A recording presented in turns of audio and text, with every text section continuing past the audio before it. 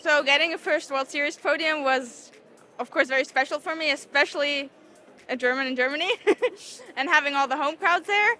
And I have to admit, in the moment, like, I was so surprised by the podium, like I wasn't expecting it at all, that I was a little bit overwhelmed. And I don't want to say I didn't know how to deal with it, but I was just like, okay.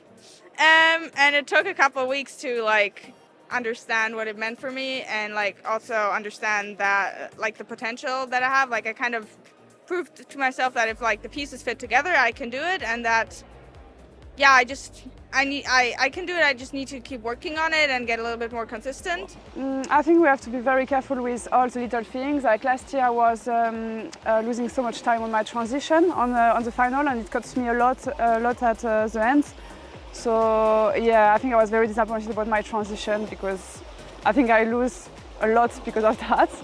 And I think being careful of what you do between each race, like between each round. And if you can recover a bit on the turbo, or like eat, like just things like that. So it's a big plan to make for this big day, I think. I was really looking forward to be at this race, because I was like knowing Emma will be not there, so I will be number 3. But then I'm in the second wave, so I don't have my yellow cap, and this I'm a bit sad, but maybe in the final.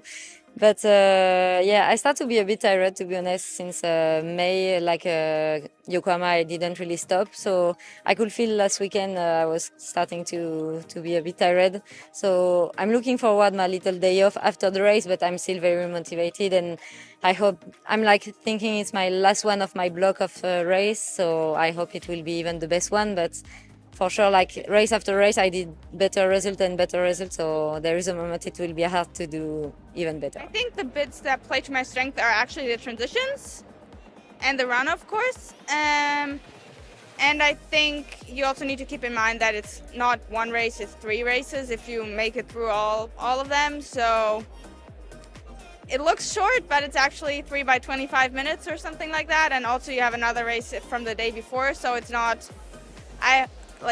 I think if you want to be really good at this, it's helpful if you don't have to go all out all the time, because then you'll be tired in the end, whatever the last race for each person is.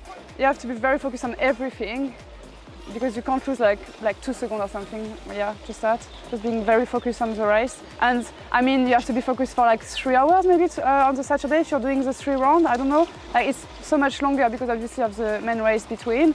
So yeah, long time to be focused on if you're going through the last one. For the time between races, I think it's a little bit of a challenge, or a little bit different than the other races, but I made a plan for it. I know if I'm good, I will have that time, so I'll know what to do with myself. And yeah, I think it's also important not to look too much to what the others are doing, and stay focused on yourself, and yeah, not doubt what you're doing.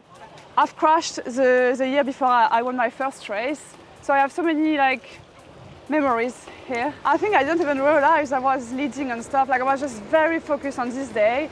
I didn't want my emotion, because after the first lap on the run, I remember I was like, what am I doing right now? And I knew that I had like some gap, and I was, oh, what am I doing right now? Like I was so surprised about myself.